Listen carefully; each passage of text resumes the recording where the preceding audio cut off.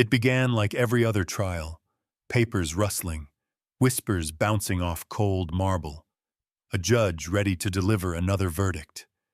Then came the dog. Rex, police K9, decorated, disciplined, trained never to act without command. Yet, when he walked toward the young witness, a pale, silent girl clutching the edge of the stand, something changed. He stopped, sniffed once, then pressed his head against her hand and licked it. The courtroom gasped. The judge froze. Then, in a voice shaking with something that sounded almost like fear, he said, "This trial is over." The sound of his gavel echoed like thunder. What no one knew then, was that Rex's gesture wasn't affection. It was a coded signal, one only his handler and the judge understood. And that signal revealed a truth no child should ever carry alone. That day, a dog didn't just interrupt a trial. He changed it. He spoke for someone who couldn't. Would you still believe in silence after hearing what a loyal heart can say without a single word? Morning sunlight spilled through the tall windows of courtroom 3B. It cut through the faint haze of dust, landing in long, golden stripes across the polished marble floor. The room smelled faintly of old oak and ink, a scent of history, of words that once changed lives.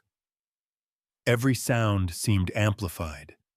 The shuffle of shoes, the low murmur of conversation, the hollow tick of the clock mounted high on the rear wall. It was not just another day in court. Everyone could feel it. That strange, unspoken heaviness that floats in the air before something significant happens. Reporters whispered to one another, pens already poised above their notebooks. The bailiff stood stiff by the door, eyes forward, hand resting on the handle of his baton. Even the ceiling fans, slow and rhythmic, seemed hesitant to break the silence. At the witness table sat a girl, small, fragile, her hands folded in her lap, as if afraid they might tremble too much. Emily, 14. The youngest witness the county courthouse had seen in years. Her face was pale, her dark hair falling in front of her eyes like a curtain she could hide behind. Each tick of the clock seemed louder than the last, echoing through her chest like a drumbeat she couldn't quiet. Judge Wallace, a man whose silver hair and deep lines spoke of decades on the bench, adjusted his glasses and scanned the room. His presence alone could quiet a crowd. Behind that stern expression, however, was a mind that never stopped reading the details others overlooked. The subtle tremor in a voice, the flicker of a glance, the truth buried between breaths. To his right sat Prosecutor Grant, tall and composed, tie knotted perfectly, eyes fixed on Emily. Across from him, Defense Attorney Miller, younger but sharp, flipped through pages of notes, pen tapping impatiently against the desk.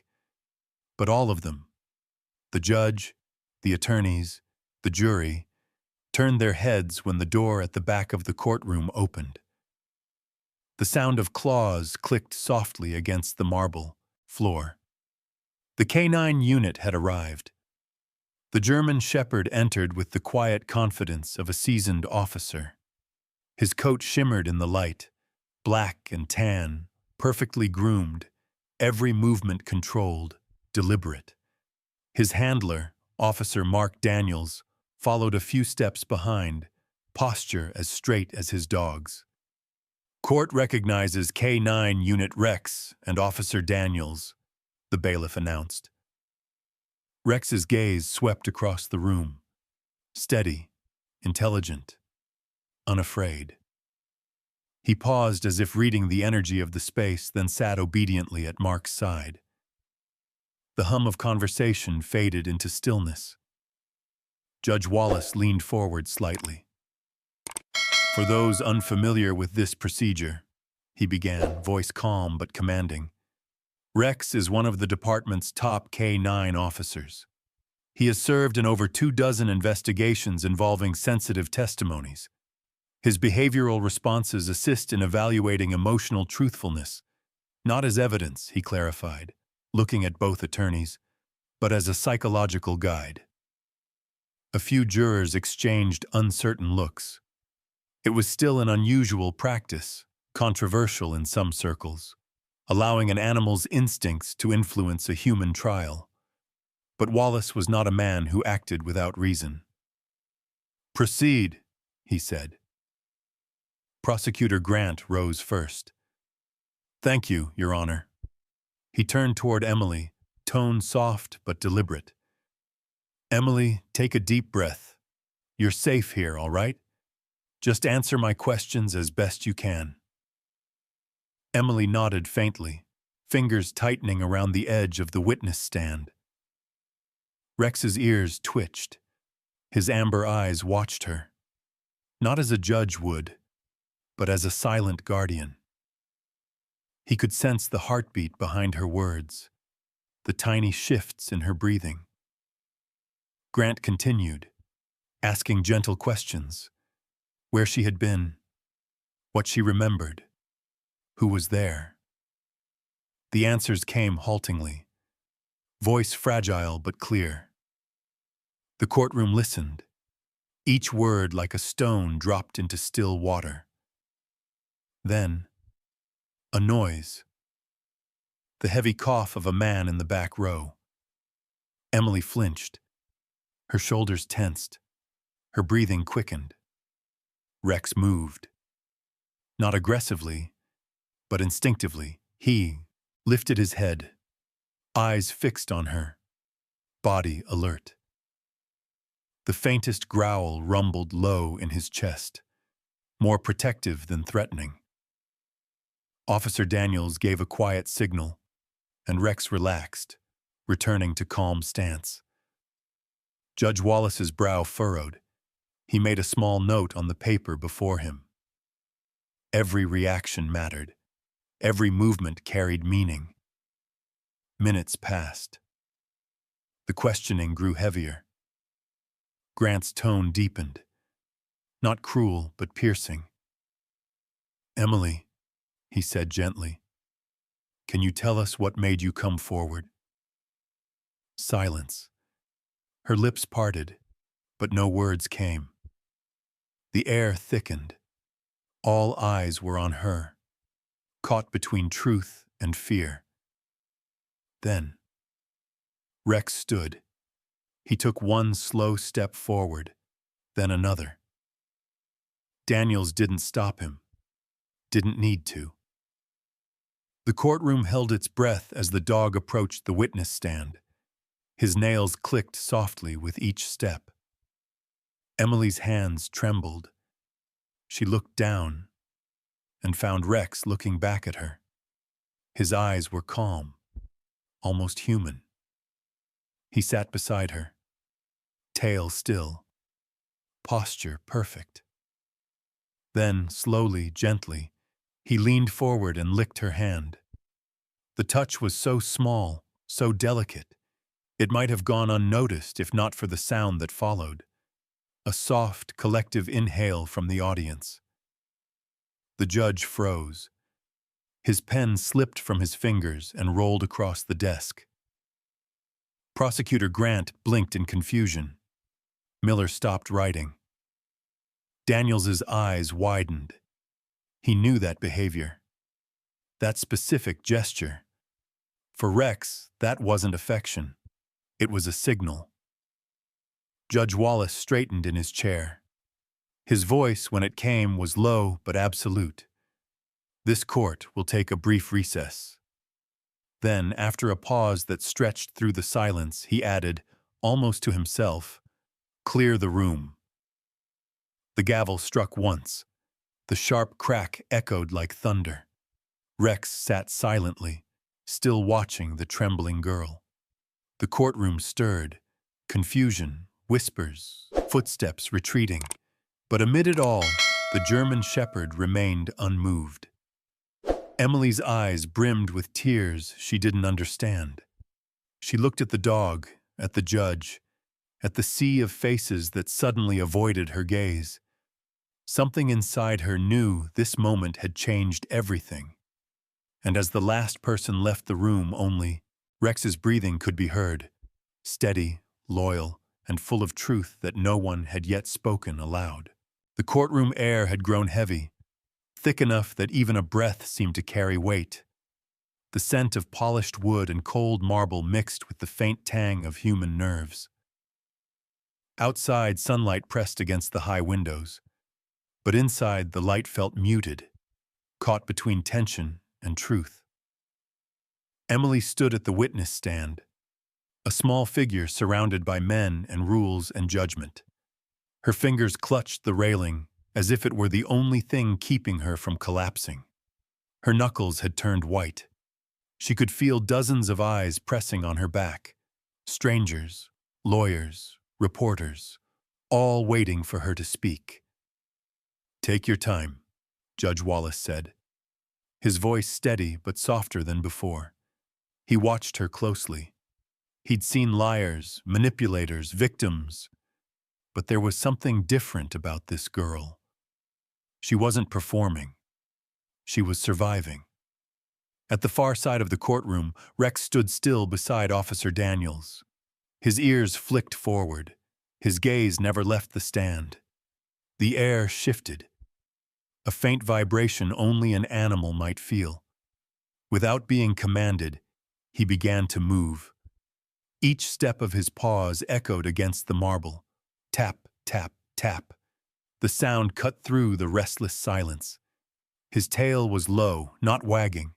His head tilted slightly as he approached Emily. Daniels hesitated, ready to signal him back, but something in Rex's composure stopped him. This wasn't defiance. It was intuition. Emily turned her head. For a moment, the fear in her eyes met the calm, steady gaze of the German shepherd. He was large, powerful, but there was no threat in his movement, only quiet certainty. He came closer. The courtroom collectively held its breath. The judge didn't intervene. The attorneys froze, pens poised above their papers. Even the clock seemed to hesitate between seconds. Rex stopped just in front of her. He sniffed the air once, then again, circling slightly to her right. His nose brushed against the hem of her sleeve. Then he sat down, perfectly still. Emily didn't move. She barely breathed. Then it happened. That small, tender motion that shattered the rhythm of the entire room. Rex leaned forward and gently licked her hand. The sound of it, soft, wet, and innocent, was barely audible. But the silence that followed was deafening. Every person in the courtroom froze. Judge Wallace's eyes narrowed, his brows knitting as if he'd seen something that didn't belong in this world of rules and evidence. The murmur that had filled the courtroom minutes ago vanished completely. Only the low hum of the fluorescent lights remained, vibrating faintly in the still air. A heartbeat passed, then another. Emily's hand trembled. Her lips parted, as if she wanted to say something, but no words came. Her eyes darted to Rex, who now sat perfectly straight, his tail wrapped neatly by his paws. His job was done. His message, though wordless, had been delivered. From the gallery came a whisper. "What's he doing?" quickly hushed by the bailiff's stern glance. Officer Daniels stood frozen, understanding too well what he'd just witnessed. He looked up at the judge. A silent exchange of recognition flickered between them. Wallace's hand, still resting on the gavel, tightened. His jaw clenched. For years, he'd presided over lies, masks, half-truths. But this? This was a truth that came from something purer than any oath. He looked down at Emily again. Her face had gone pale, her eyes glassy. The courtroom suddenly felt unbearably small, as though the walls themselves were listening. Without another word, Judge Wallace raised the gavel and struck it down with a sharp crack that echoed like thunder.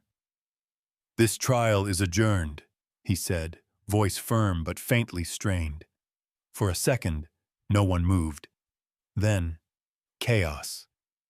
Lawyers turned to each other in confusion. The prosecutor's mouth fell open. "Your Honor, what—" "Court is dismissed," Wallace interrupted, louder this time, his voice carrying the authority of finality. The gavel struck again. The audience erupted into whispers. "Time 400. Phrases tumbled over one another. What happened? Why did he stop? What's going on with the dog? Chairs scraped. Footsteps shuffled. People craned their necks toward the front. Emily stood motionless, tears welling in her eyes, though she didn't seem to understand why. Her heart pounded so hard she could feel it in her fingertips.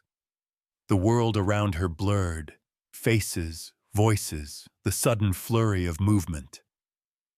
Officer Daniels stepped forward, hand on Rex's collar. The dog didn't resist. He turned calmly, walking back toward the judge's bench as the room slowly emptied. Each step was deliberate, his composure unbroken, the embodiment of discipline and instinct fused together. Judge Wallace remained seated, his expression unreadable. Papers rustled on his desk. One loose sheet slid off the edge and fluttered to the floor. The sound was impossibly loud in the thinning silence. As the courtroom doors shut one by one, the echoes of voices faded, leaving only the faint creak of old wood and the steady breathing of the German shepherd. Rex reached the foot of the bench and lay down quietly beside it, his head resting on his paws. His eyes stayed open. Watching. Waiting. Wallace exhaled deeply, the weight of realization pressing on his chest. He removed his glasses and rubbed his temples, a storm of thought behind his measured calm.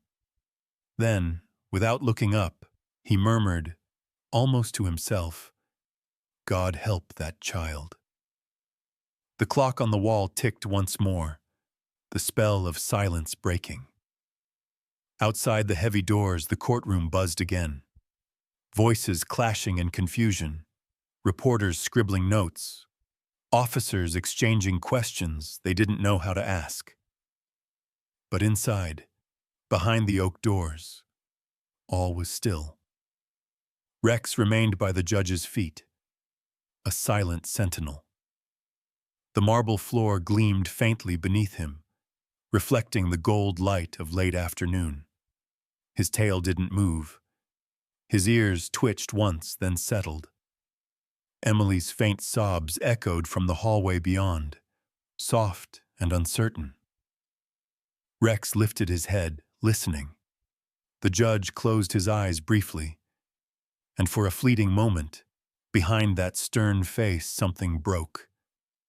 Not weakness, but empathy. The quiet understanding that the truth sometimes arrives not in words, but in the unspoken language of loyalty and instinct.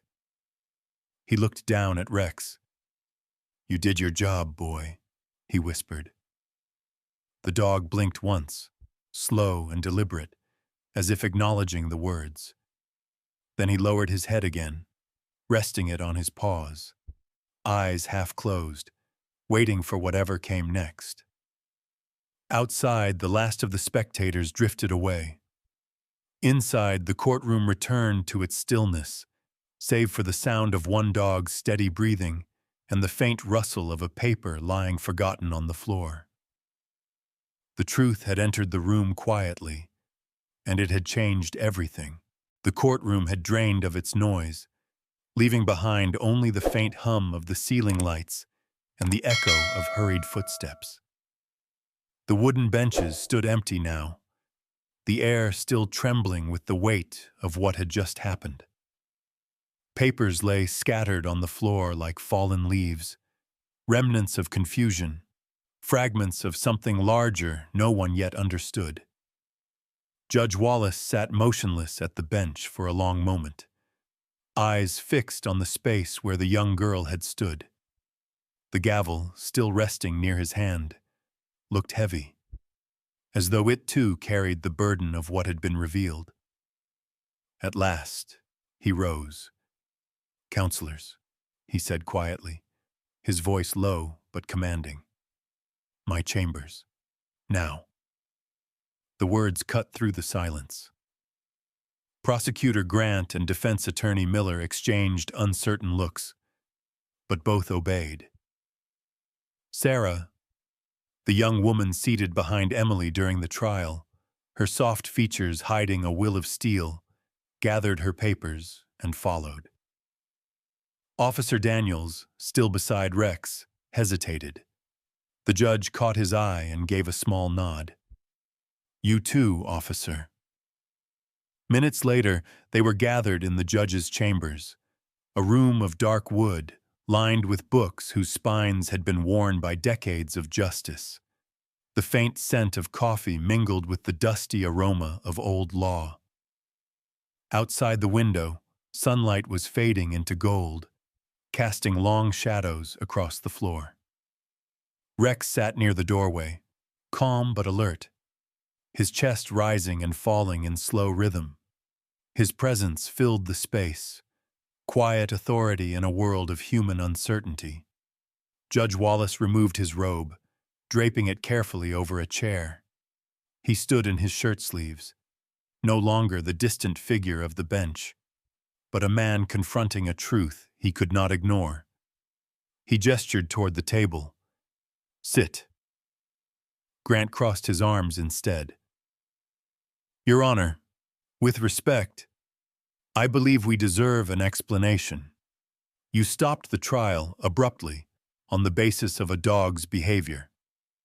His tone was sharp, defensive.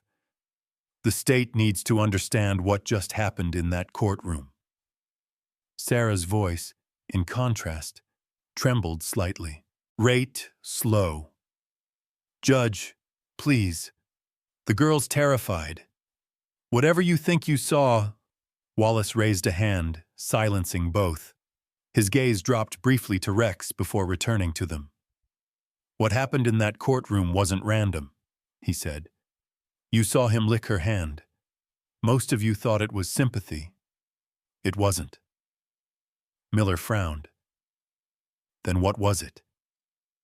The judge took a long breath, choosing his words carefully. "That gesture is part of his behavioral training," he said. "It's one of several signals he's been conditioned to give under specific physiological responses." Grant blinked. "Physiological responses?" Wallace nodded slowly. "Rex is not just a standard K9. He's part of a medical detection initiative, a pilot program integrating scent recognition with courtroom testimony." Sarah leaned forward. Meaning, Wallace continued, Rex can detect certain hormonal changes in humans, adrenaline, cortisol, and in this case, hormonal fluctuations associated with early pregnancy. The words hung in the air like smoke. No one moved. Sarah's breath caught audibly. "You're saying—" "Yes," Wallace said softly, almost weary now. The lick was not affection. It was a signal. Rex's way of indicating that the witness is pregnant. A stunned silence blanketed the room. The ticking of the clock grew louder, relentless, indifferent. Grant's composure cracked first. "That's absurd," he snapped. "This is a criminal trial, not a medical experiment. You can't just take a dog's word for—" It's not a guess, interrupted Daniels quietly. All eyes turned toward him. Rex was part of a research project last year. We ran hundreds of controlled tests, and his accuracy was above 95%.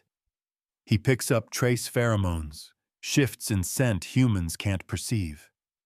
Grant exhaled harshly, pacing toward the window. Even if that's true, Your Honor, we can't base a legal proceeding on... This isn't about evidence, Wallace cut in, his tone cold steel now. This is about the truth that exists beyond our paperwork. I recognize the signal because I approved the training myself 2 years ago. Sarah stared at him. You did? He met her eyes, and for a moment the judge's authority gave way to something more human. Regret. Yes. We introduced the K-9 verification system to protect vulnerable witnesses, especially children. It was meant to detect distress, or when something was physically wrong. Grant rubbed his face. And now that same program just revealed something we never should have known in open court. The silence that followed was suffocating. Sarah's voice broke through, soft but trembling with conviction. She's 14, Your Honor. If what you're saying is true, she's not just a witness. She's a victim.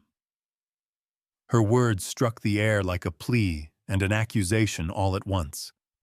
Wallace's shoulders sagged. The mask of neutrality slipped. I know, he said quietly. That's why I stopped it.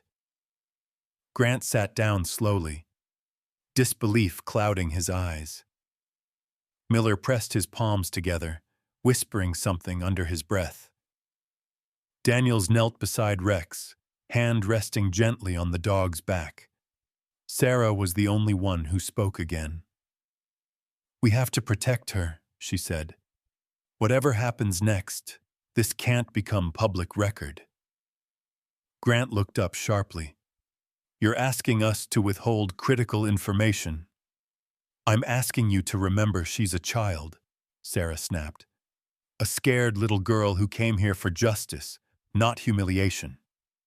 Don't turn her into evidence. Wallace turned toward the window. Outside, the sun had nearly vanished, twilight painting the glass in muted blue.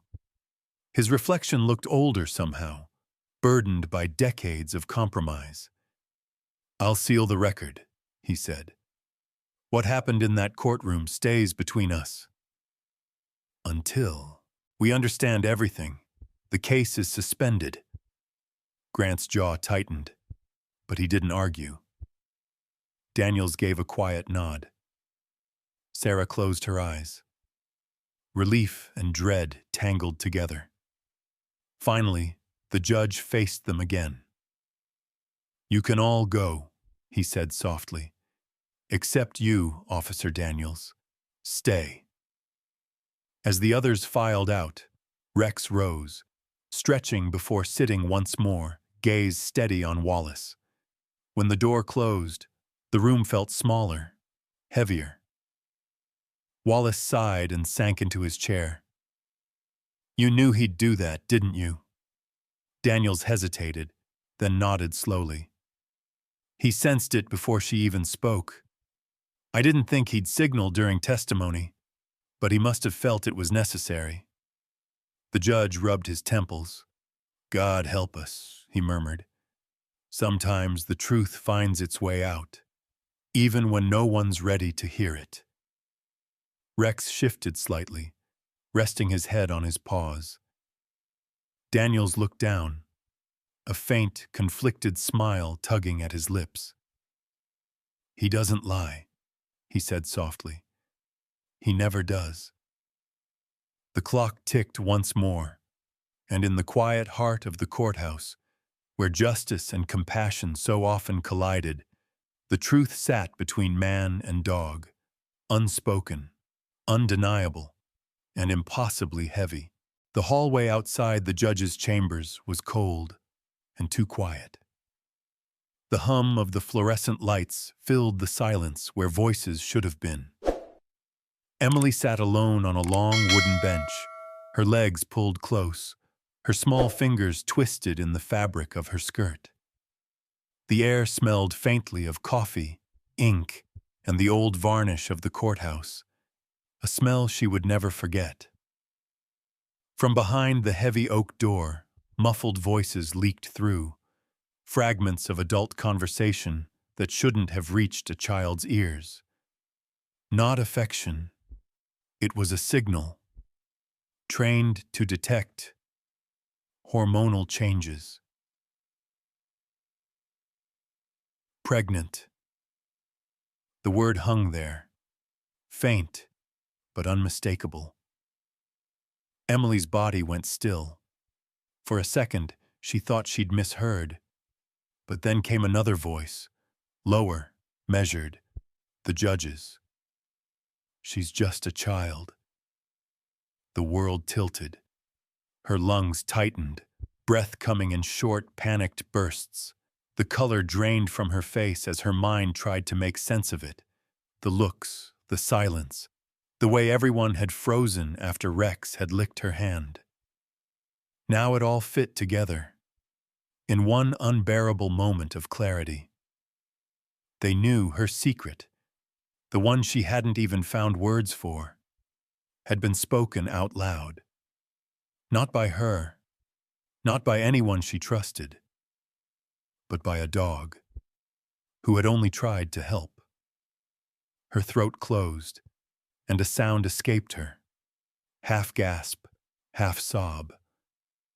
She pressed her palms to her face, shaking violently. Through the door, the voices continued, calm and deliberate, as if her world hadn't just come undone. She tried to stand, but her legs refused to move. The hallway spun. Tears blurred her vision. Each breath came faster, sharper, until the sobs broke free in ragged waves. The door creaked open. Officer Daniels stepped out first, hand on the doorknob, face unreadable. Behind him, Rex padded softly into the hallway, nails clicking faintly against the tiles. Rate, slow. Emily, Daniel started gently, but she couldn't lift her head. The words tangled somewhere in her throat, lost beneath the sound of her own trembling. Rex moved before anyone else could. He approached slowly, his steps deliberate, steady as the beat of a heart. The light from the window caught his fur, turning it gold around the edges. He stopped just in front of her, watching quietly. Then, with that same instinct that had guided him in the courtroom, he sat beside the bench and lowered his head onto her knees. The warmth of his weight broke something inside her. Emily's sobs turned to a quiet, shaking cry, the kind that comes from exhaustion more than pain. Her small hand trembled as it reached out, fingers sinking into the thick fur between his ears. Rex didn't move. He didn't make a sound. He simply stayed, breathing slow and deep, his calm presence pressing against her panic, like a heartbeat against chaos. The hallway door opened again. Sarah appeared. Her heels clicked once against the tile before she froze, at the sight before her. The broken girl, the silent dog, the truth, settling in the cracks between them. Oh, sweetheart. She crossed the hall and knelt beside Emily, voice low and trembling with emotion. Hey, look at me. Emily couldn't. Her eyes were red, her face pale, tears streaking clean paths down her cheeks. Her lips moved soundlessly. She wanted to speak, to apologize maybe, but no words came. Sarah gently touched her shoulder. You don't have to say anything, she whispered. Not right now. Rex shifted slightly, leaning closer, pressing his head into Emily's lap, until she had to hold him to keep from falling apart completely. Sarah's gaze softened. "You're not alone anymore," she said, her voice barely audible, but filled with something fierce, a promise disguised as comfort. Emily blinked, as if trying to believe her. Her hand kept moving through Rex's fur, over and over, grounding herself in that small, steady rhythm. From farther down the hallway came faint echoes, murmurs of officers, the clicking of doors, papers shuffling. The world was still moving, but for these few moments, everything stood still. The girl, the dog, the woman who refused to look away. Sarah stayed kneeling until Emily's sobs softened into quiet hiccups. The girl's breathing began to even out, her trembling easing just enough to let her sit upright again. Daniels approached quietly, his expression heavy with guilt.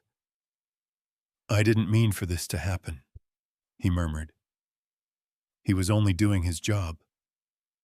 Sarah looked up, her eyes tired but kind. "I know," she said softly. "He did what none of us could. He saw what she couldn't say." Daniels nodded once, thus stepping back. Rex's ears twitched, but he didn't move from Emily's side. He stayed. Sentinel, friend, shield. The judge's door opened briefly. Wallace appeared, framed by the warm light from inside, like a ghost from another world. His gaze softened when it fell on the girl. "Take her somewhere safe," he said quietly to Sarah. "No press, no questions, not tonight."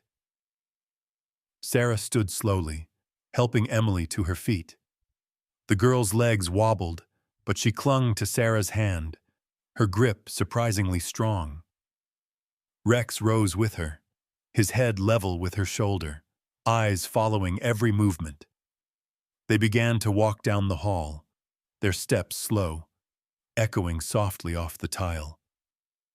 The fluorescent lights flickered above them, buzzing faintly like distant static.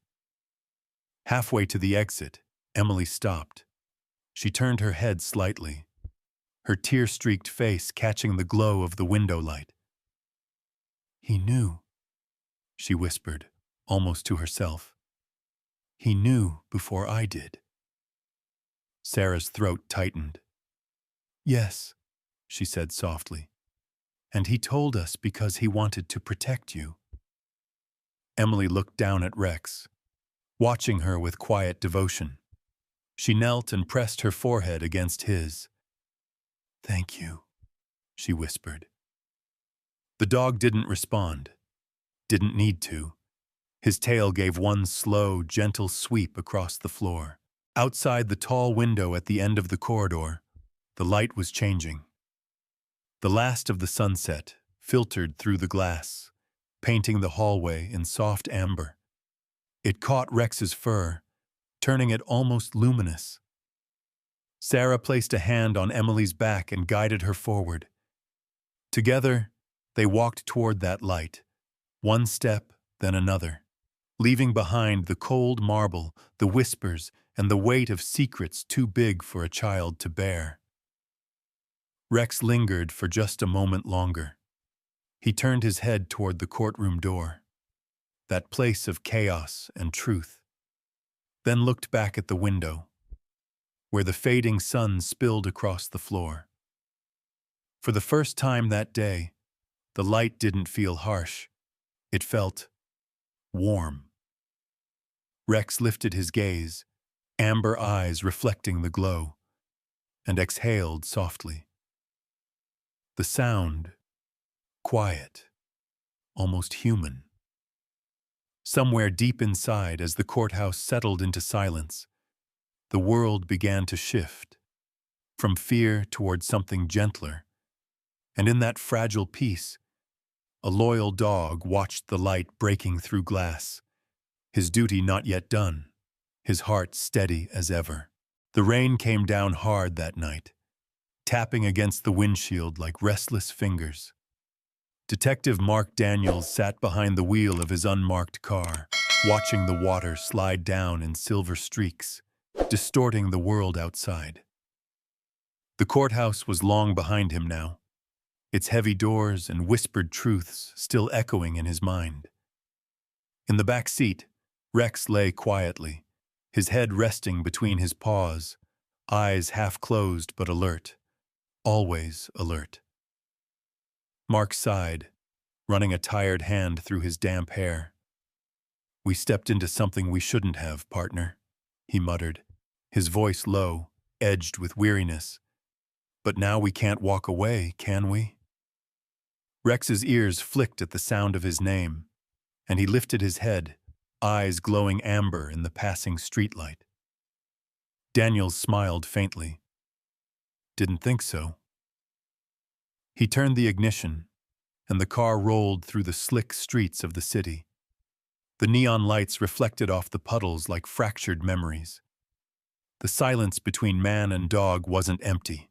It was understanding, the kind that only grows through years of trust and shared danger. Hours later, Daniels sat at his desk in the precinct, files spread out before him.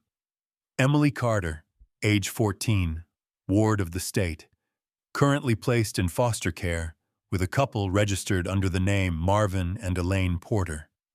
The notes were sparse, clinical, no known relatives, transferred twice in the last year. But there were other things that didn't sit right. Gaps in her record, unexplained bruises in old photos, teachers' reports describing withdrawn behavior, inconsistent attendance, signs of distress. Daniels leaned back in his chair, the leather creaking softly. The hum of the fluorescent lights above him blended with the rhythmic drip of water from his coat onto the tiled floor. He rubbed his eyes, then looked down at Rex, who was lying beside the desk. "You knew," he said quietly. "Didn't you?" Rex blinked slowly, as if answering without words. Daniel's mind drifted back to the first day they met, years ago. A wide training field, the air sharp with the scent of grass and sweat. Rows of handlers shouted commands while dogs sprinted through obstacle courses. But one stood apart, a young German shepherd, lean and tense, eyes locked on the horizon, as if waiting for something that hadn't yet arrived. The trainer's voice carried through the air. "This one's too intense, too focused, doesn't trust anyone yet." Mark had crouched down then, ignoring the murmurs of the others. "That makes two of us," he'd said softly. When he extended his hand, the dog didn't move. A long, silent minute passed, until finally the shepherd stepped forward and pressed his nose into Mark's palm. That was the beginning. Over the months, their bond deepened.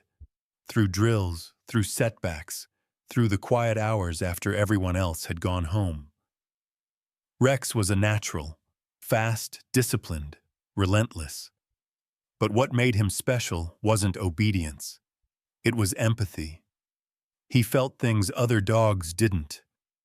He reacted not just to commands, but to emotion itself, sensing fear, grief, guilt. Their first mission together had proved it. A missing child, a 6-year-old girl lost in the forest after a car crash. The rain was merciless that night too, and visibility near zero. Mark had been ready to call it off, but Rex had refused to stop. Nose to the ground, he pushed forward through mud and branches until his paws bled. And then, a cry. A faint, desperate sound. Mark followed the bark that cut through the storm and found her. The child curled beneath a fallen tree, barely conscious, clutching a broken toy. Rex had lain beside her until rescue arrived, keeping her warm, his own body trembling with exhaustion. Later, Mark would swear that the dog had refused food for 2 days afterward, as if absorbing the child's trauma in silence. Back in the present, Daniels exhaled slowly, pushing the memories away. The case in front of him was beginning to mirror too many others. Different names, same pain. But something about this one felt heavier, more personal. He opened another file, a report from Emily's previous foster home. Removed from placement due to behavioral issues. No follow-up. Evaluation. Behavioral issues. That was always the phrase they used when they didn't want to look closer.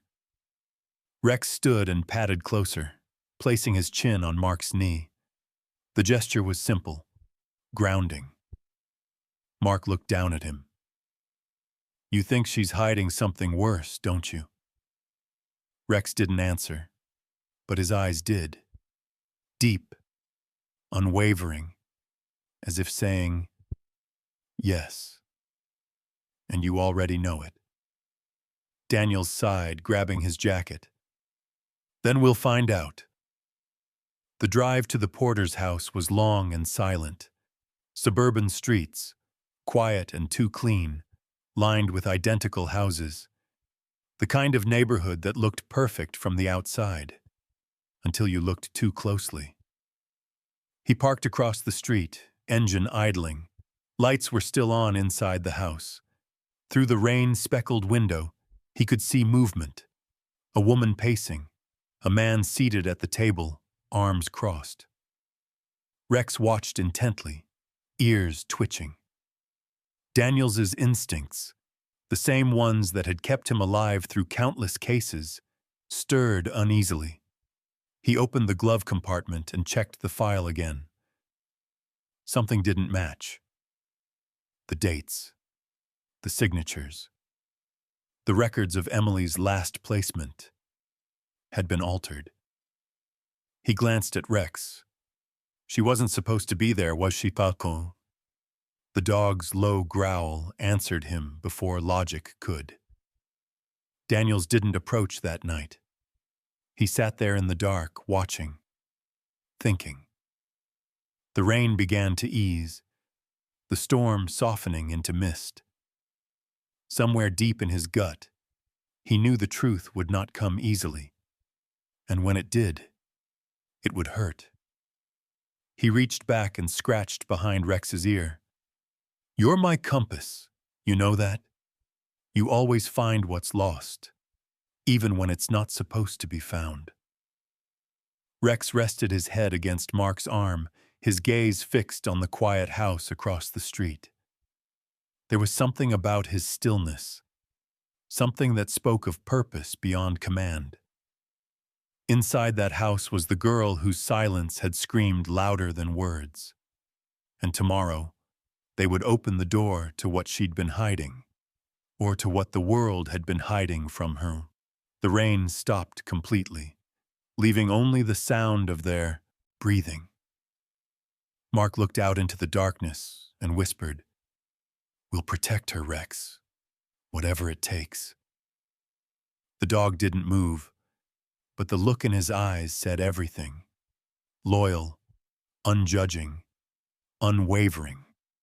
Outside, the clouds parted just enough for a pale sliver of moonlight to break through, landing on the badge that hung from Daniels's dashboard. It caught the engraved words beneath the seal, "Serve and protect." And for that brief, fleeting moment, the reflection stretched, not across steel or glass, but across two lives bound by trust, faith, and the unspoken promise that some truths, no matter how hidden, would always find their way into the light. The hospital corridor was bathed in pale morning light, the kind that felt too clean, too bright after a night of chaos. Machines hummed softly in distant rooms. Nurses spoke in low, careful voices, and the faint smell of disinfectant clung to the air. At the far end of the hallway, Sarah sat alone in a plastic chair, a cup of untouched coffee cooling in her hands. It had been a long night. Emily was finally asleep, sedated after hours of crying and exhaustion. The child had barely spoken since being brought in, and the doctors had told Sarah it might take time before she did again. Trauma had its own silence. Beside the hospital room door, Rex lay stretched out on the tile, his head resting between his paws. His eyes, half open but watchful, flicked toward every sound in the corridor, every cartwheel, every rustle of paper. He hadn't left the spot since Emily was brought in. No command kept him there. He simply knew. She needed him. Sarah exhaled, rubbing her temples. Her phone buzzed in her bag. A message from the courthouse clerk. Evidence recovered from the case file. Belongings of Emily Carter's mother. She hesitated for a moment, before standing. An hour later, Sarah sat at her desk back at the courthouse, the small evidence box in front of her. It wasn't much. A faded wallet, a broken pendant, and an envelope sealed in yellowing tape. Her fingers trembled slightly as she picked it up. Across the front, written in delicate handwriting, were the words, "For Emily, when she's old enough to understand." Sarah's chest tightened. The envelope had been kept in storage since the woman's death 2 years ago. Misfiled. Forgotten. She peeled the tape open carefully, as though afraid the paper itself might shatter. Inside was a single page, folded neatly, the ink slightly faded but still legible. She began to read aloud in a whisper, the room around her fading into silence. "My dearest Emily, if you are reading this, it means I can no longer tell you these things myself. I hope that, by the time this reaches you, the world has been kinder than it was to me. You were always a quiet soul. You listened more than you spoke. Maybe that's why you understood things before others did. Never be ashamed of that, my love. Sometimes silence holds more truth than words ever can. If life ever makes you doubt the people around you, trust the ones who cannot speak. The ones who feel, who listen, who understand without judgment. They will show you what's real when the world becomes too loud to hear your own heart. Remember, those who love without words will never lie to you. Love always, Mom." Sarah read it twice, then a third time until the letters blurred behind tears. She folded it carefully, holding it to her chest before slipping it back into the envelope. There was something poetic and painful in the timing of it all. The letter, the trial, the dog. It was as if the mother's words had crossed time itself to guide her daughter in the moment she needed it most. Rex wasn't just an animal in this story anymore. He was the bridge, the living embodiment of that letter's truth. The creature who couldn't speak, yet somehow knew everything. Judge Wallace stood in his office looking out the window at the rain that had started again. The city below was washed in gray, the courthouse steps slick and glistening. His reflection in the glass looked older than it had the day before, weary, uncertain. When Sarah knocked softly and stepped in, he didn't turn around. "You've been to the hospital?" "Yes," she said quietly. "She's resting." He nodded once, still staring outside. "Good." She placed the envelope on his desk. "I found something. From her mother." He turned slowly, eyes narrowing. "Her mother?" "It was in an old case file. I think you should read it." He took the letter, unfolded it carefully, and began to read. The words flowed slowly from his lips, quieter and quieter, until the last line broke whatever composure he had left. When he finished, he set the page down and rubbed a hand over his face. "Dear God," Sarah's voice softened. "She trusted him, Your Honor. The dog. Just like her mother said, she should." Wallace sat down heavily, elbows on his desk, head in his hands. "Do you think I did the right thing?" he asked after a long silence. "Canceling the trial, exposing that secret in front of everyone. I was trying to protect her. But maybe I—" His words trailed off. Sarah took a step forward. "You saw what no one else could. You acted before anyone could make it worse. That's not failure. That's instinct. Compassion." He looked up at her, eyes tired but searching. "And yet, look where we are." Sarah didn't answer immediately. She thought of Emily's tears, of the hollow sound of her sobs in the hospital room, of Rex lying quietly beside her like a living shadow. "Sometimes," she said softly, "the truth hurts before it heals. Maybe that's what this is." Wallace nodded slowly, as if absorbing her words. His gaze drifted to the letter again.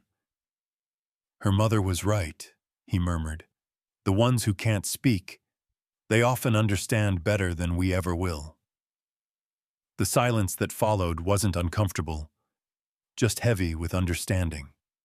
Later that evening, Sarah returned to the hospital. The hallway lights were dim now, casting a warm amber glow across the linoleum floors. Most of the nurses had gone home. The building had quieted into a kind of peaceful hum. Emily's room was half lit. She was still asleep, her breathing soft, her hand resting near the edge of the blanket. Sarah stood at the doorway for a moment, watching. Rex was there, as always, lying just outside the room. His body was still, but his eyes were open, alert, unwavering. Every time the nurse passed, his head turned slightly, following her movements until she was gone. Sarah knelt beside him, running her hand gently along his back. "You haven't moved all day, have you?" Rex blinked once, the faintest motion of his tail sweeping across the tile. She smiled sadly. "Her mother would have liked you." For a long moment, she stayed there, beside the dog, listening to the steady rhythm of Emily's breathing. She reached into her pocket and pulled out the letter, reading one line again under her breath. "Trust the ones who can't speak but understand the truth." It wasn't just a mother's wish anymore. It was a prophecy, fulfilled. Sarah folded the letter and placed it on the small table near Emily's bed, waited gently beneath a cup of water. Then she stood, whispering a quiet goodnight. Rex shifted only slightly, his gaze never leaving the girl inside. His ears twitched once, then stilled again. Outside, the wind rustled through the hospital garden, carrying the faint scent of rain and soil. Somewhere far off, a clock chimed the late hour. Rex didn't close his eyes. He waited, silent, loyal, patient, as if guarding not just a child, but a truth too fragile for words.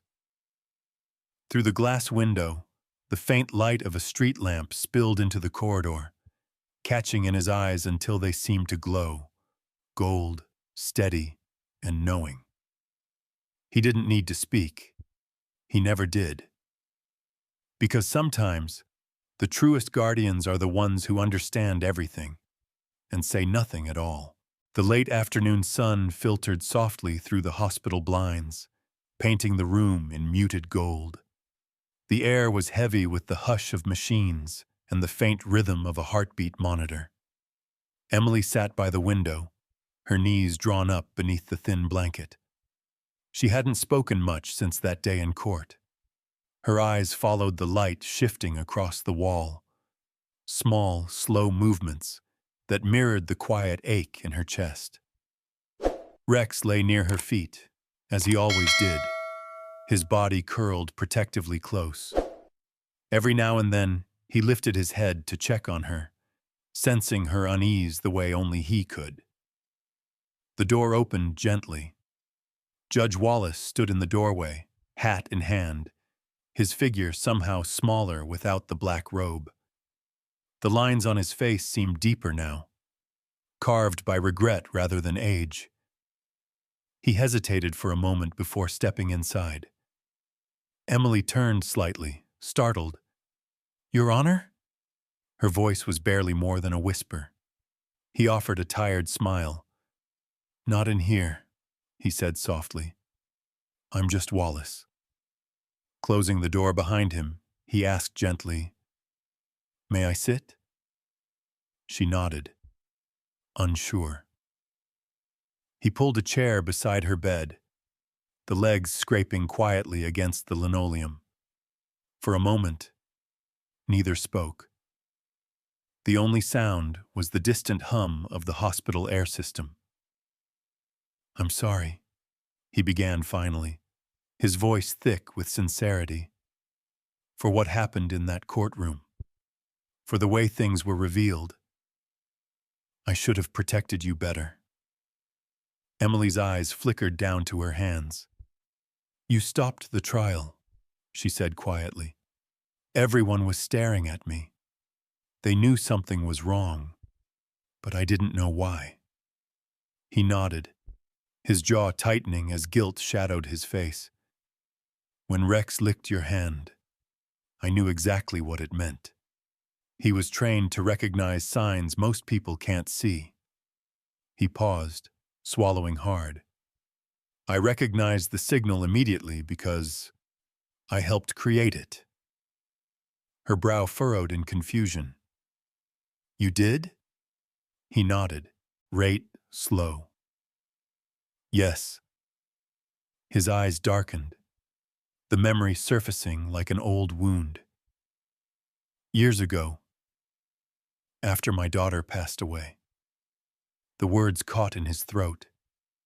He looked down, his hands clasped tightly in his lap.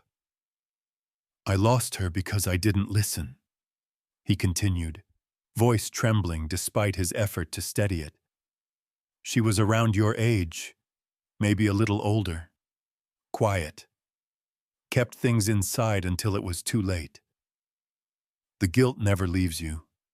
It just settles deeper with time. So when I helped develop the K-9 program, I wanted to make sure no other child's silence could be ignored." Emily's breath caught. The room felt smaller, the air thicker. Wallace looked at her, eyes soft, full of a pain that time hadn't dulled. "That's why I stopped the trial, because I saw it again, that same silence, and I couldn't let it happen one more time." Tears welled in Emily's eyes. She blinked them back, but one slipped down her cheek anyway. "You didn't do anything wrong," she whispered. "You just saw what no one else could." He shook his head gently.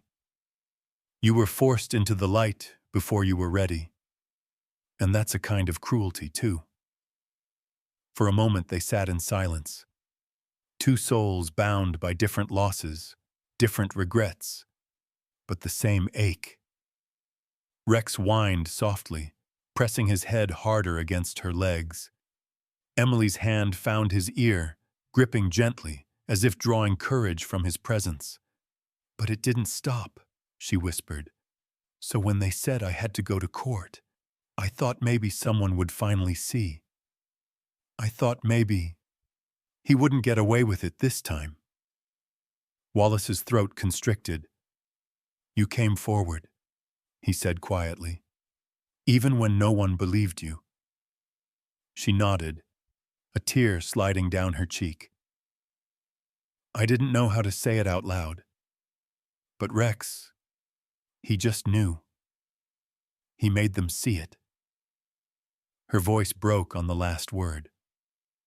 For a long time, neither of them spoke. Wallace reached into his pocket and offered her a handkerchief. The gesture old-fashioned but tender. She took it, dabbing her eyes with trembling fingers. When he spoke again, his voice was rough with emotion. "You are braver than most adults I've ever met, Emily. What you did, coming forward, standing there, it took more courage than you realize." She shook her head weakly. "I was scared."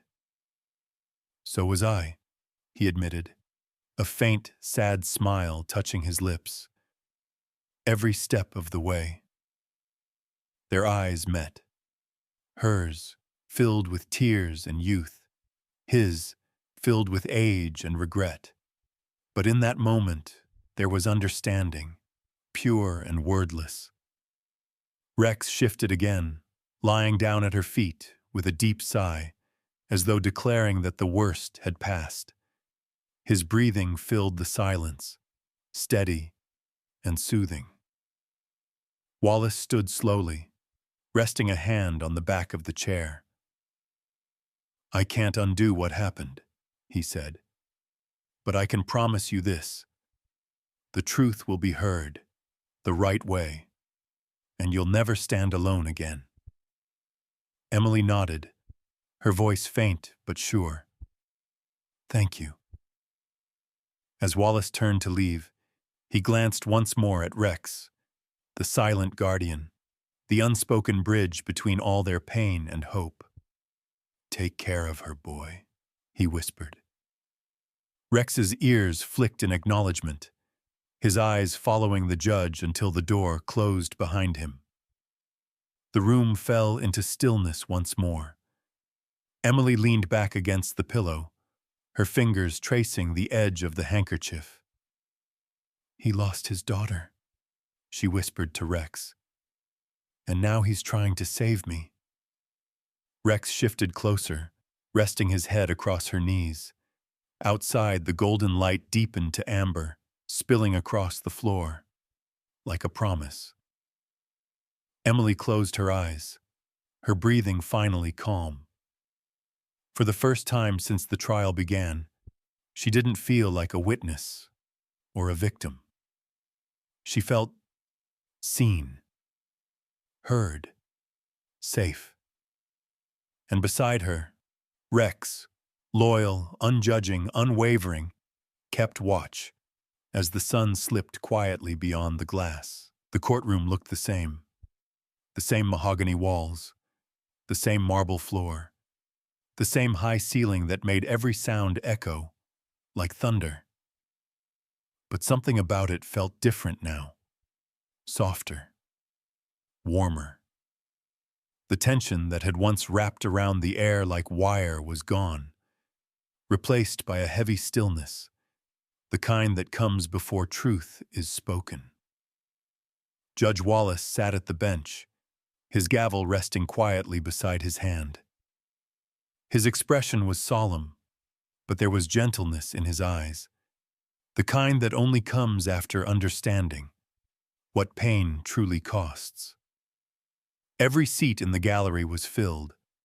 Reporters, officers, even strangers, all had come to witness what many were already calling the case that silence broke. But today, there were no whispers, no idle curiosity, only respect, and perhaps a little awe. At the side of the room, Officer Daniels stood with Rex at his heel. The German shepherd's fur gleamed beneath the morning light streaming through the high windows. He didn't need a leash. He didn't need commands. His eyes followed every movement, calm and alert. The door opened, and all heads turned. Emily entered slowly, guided by Sarah. Her small frame looked fragile against the weight of the courtroom, but there was something unshakable in her step. She wore a simple blue dress, her hair tied back neatly, her eyes forward. When she saw Rex, Her lips trembled into the faintest smile. The dog wagged his tail once, a single motion of recognition. Sarah led her to the witness stand. As Emily climbed the steps, her hand reached down, finding Rex's collar. Her fingers curled around it, as if drawing courage from the familiar warmth of his presence. Judge Wallace leaned forward slightly. "Miss Carter," he said gently, "thank you for coming back. I know this isn't easy." Emily nodded. "Yes, Your Honor." She took a breath. "At first," she said, her voice trembling, "I didn't want to come here again. I thought maybe it would all just go away if I stayed quiet. But silence doesn't make things disappear. It just makes them grow." A murmur rippled through the room, but quickly faded. Emily swallowed, her breath shaky, rate slow. "I lived with the Porters for almost a year. They told everyone they wanted to help. But he, Mr. Porter, wasn't who he said he was. He'd wait until his wife was gone. He'd come into my room. He said no one would believe me if I told." Her voice broke. Sarah took a small step closer, her presence steady but silent. Emily drew a breath, forcing herself to continue. "I tried to run away once. They brought me back. The next day, he locked my door at night." Someone in the audience gasped softly, quickly muffled by a hand. The judge's jaw tightened, his knuckles pale where they gripped the bench. "I didn't tell anyone," Emily whispered. "Not the teachers, not my social worker. I thought it was my fault. I thought maybe if I just stayed quiet, I could keep living. But then I found out," her eyes wet, her voice small.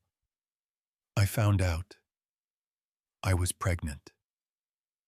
The silence that followed was deafening. Rex lifted his head slightly, sensing the tremor in her voice. His nose brushed against her leg, a silent reminder that she wasn't alone. Emily blinked rapidly, wiping her cheeks. "That's why I went to court. I wanted to tell the truth, but I couldn't make the words come out.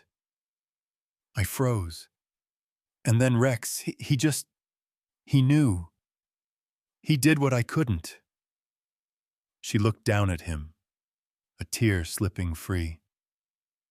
"He showed everyone what I was too afraid to say." Rex's tail brushed gently across her shoe, the softest movement, but enough to draw a faint smile from her trembling lips. When she looked back up, her voice was clearer, stronger. "I didn't come here for pity. I came because I want it to stop. For me. For anyone else who's scared to speak. I don't want to be quiet anymore." The last sentence hung in the air, like a bell that refused to fade. Sarah pressed a hand to her mouth, fighting back emotion. Prosecutor Grant sat motionless, his eyes lowered, the weight of guilt settling in his chest for ever having doubted her. For a long moment, no one moved. And then, the sound of applause. Soft at first, hesitant, like raindrops against glass, then stronger, building until the entire courtroom was on its feet. Not loud, not celebratory, but full of respect. Emily looked up, startled. Wallace tapped the gavel once, not to silence them, but to acknowledge them.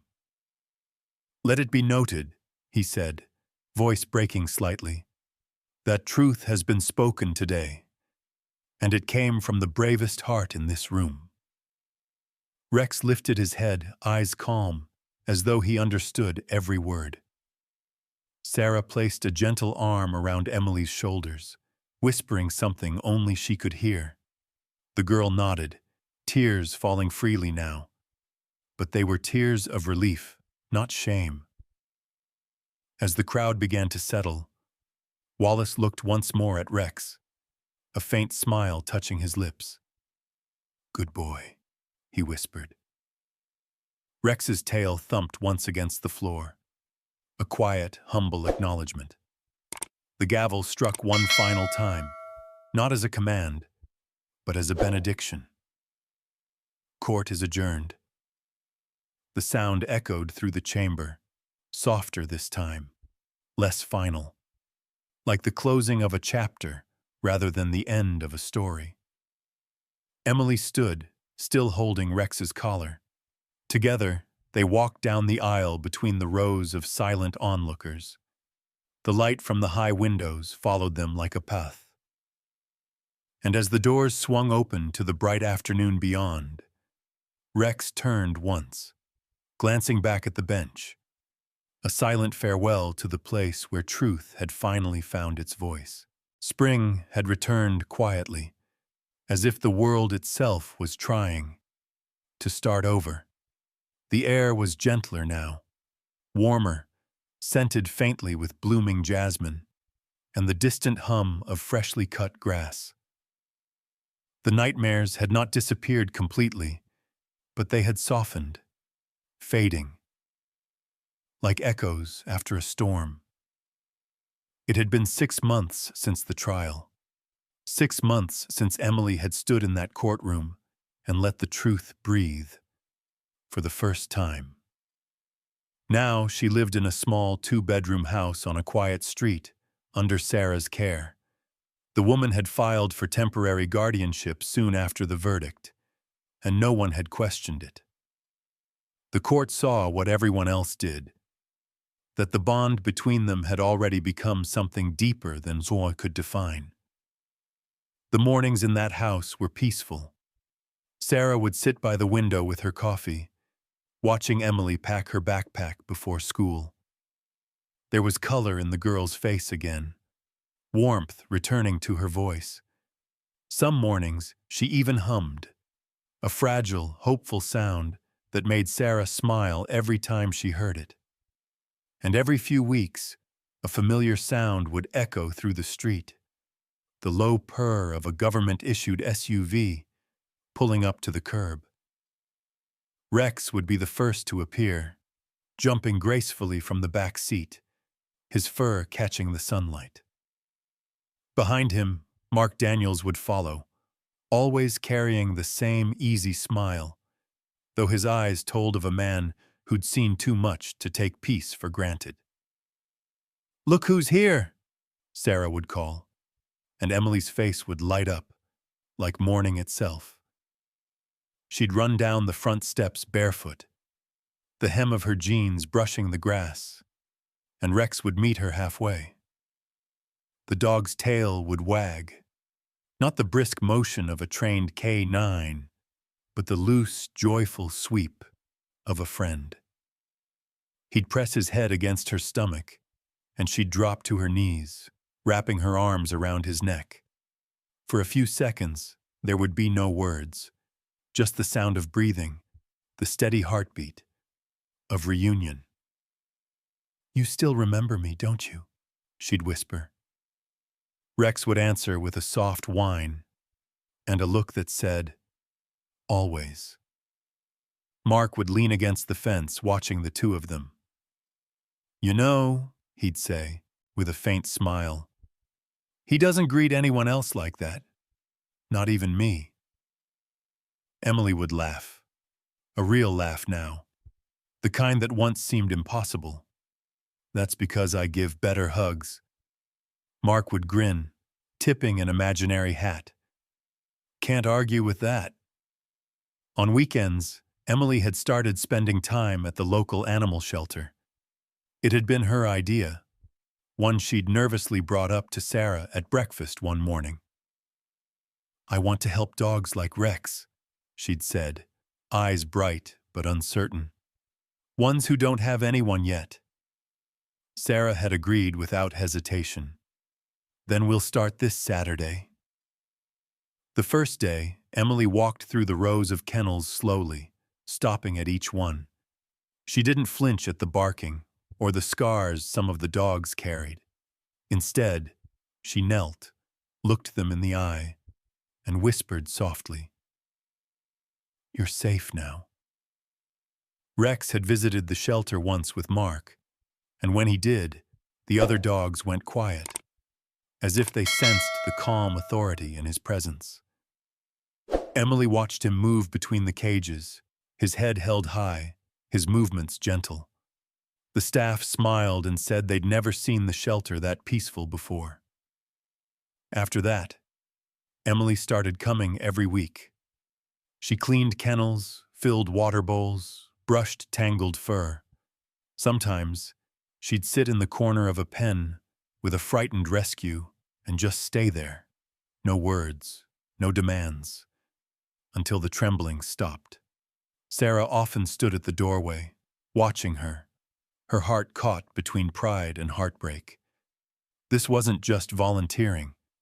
This was healing. The quiet kind that comes from giving what you once needed most. One afternoon, as the sky dimmed into the color of honeyed dusk, Mark came by the shelter to pick up Rex after his shift.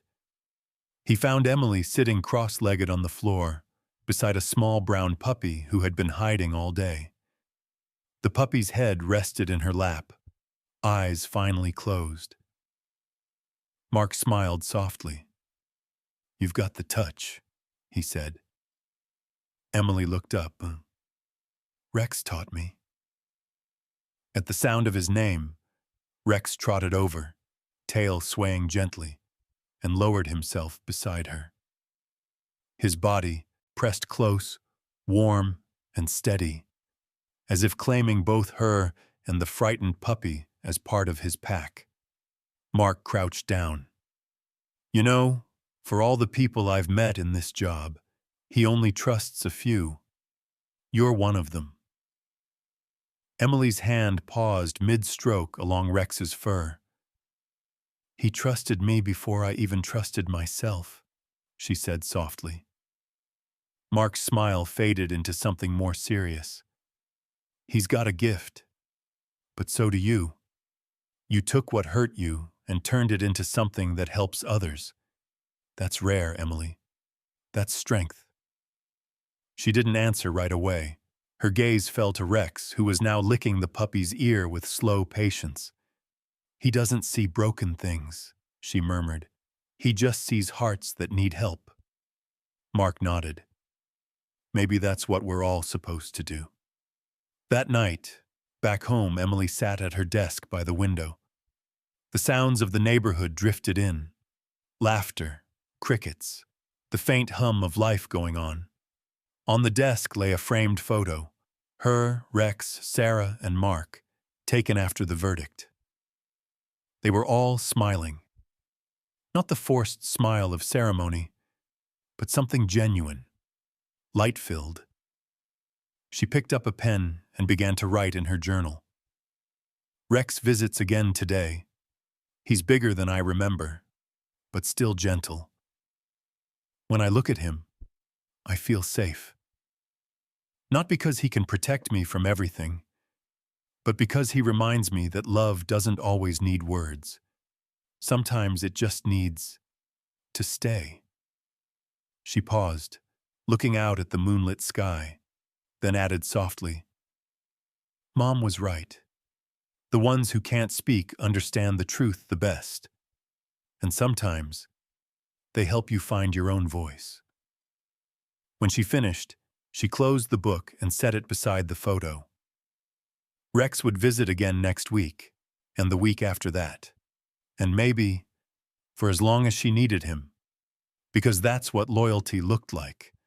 Not in grand gestures, but in the quiet constancy of showing up. Outside, wind rustled through the garden. Somewhere in the distance, a dog barked, and another answered.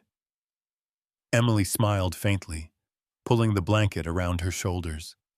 The past had left its scars, but they no longer defined her. What was this new life, built slowly, gently, with the help of a woman who cared, a man who listened, and a dog who understood without words. And for the first time in a long time, She didn't feel like a story of pain. She felt like the beginning of something good. Rex had become more than her guardian angel. He was her reminder that even in the deepest wounds, there could be loyalty, healing, and the quiet, steadfast kind of love that never fades. The courthouse looked different that evening, not because its structure had changed, but because the air around it carried something softer, reverent. The marble steps that once echoed with tension and whispers now gleamed beneath the golden wash of sunset. Rows of people gathered outside, officers in pressed uniforms, journalists with cameras, and townspeople who had come simply to say thank you. At the top of the steps, a small podium stood, flanked by two flags that swayed gently in the spring breeze. Beside it sat Rex, proud, composed, wearing his service harness polished to a dull shine. His ears twitched occasionally, but his gaze was calm, his posture still, the kind of stillness that came not from discipline alone, but from quiet understanding. The murmuring crowd hushed as Judge Wallace stepped up to the microphone. The man looked older than before, yet lighter somehow, as though the years had finally found a reason to rest. "Today," he began, his voice carrying across the courtyard, "we honor not just an officer, but a symbol of truth, one who serves without question, protects without prejudice, and sees beyond the walls we build around our pain." He turned slightly, looking toward Rex. This dog didn't speak. He didn't argue. He didn't reason. He simply knew. And in knowing, he reminded us that sometimes the purest form of justice comes from the heart. A few in the crowd wiped their eyes discreetly. Cameras flashed, but no one dared interrupt. Wallace continued, his tone softening. "In all my years on the bench, I've seen evidence twisted, testimonies rehearsed, truth buried beneath fear. But on that day in court, a silent creature brought honesty back into the room and gave a child her voice." He paused, his gaze finding Emily in the front row. She sat between Sarah and Mark, her hands clasped in her lap, eyes glistening. "That child," Wallace said gently, "reminded all of us what courage looks like, when innocence refuses to break." Applause rippled through the crowd, not loud, but deep, heartfelt. The announcer stepped forward, holding a medal engraved with the emblem of the state police. "For exceptional service, unwavering loyalty, and extraordinary instinct in the pursuit of truth," he said, "we present this honor to K-9 Officer Rex." Mark Daniels knelt beside Rex, fastening the medal to his harness. The dog remained still, eyes steady, tail giving one soft sweep across the ground. Cameras clicked, capturing the moment. But for those who were there, it wasn't the medal that mattered. It was the silence that followed, the collective breath of gratitude that filled the air. Sarah squeezed Emily's shoulder gently. "Go on," she whispered.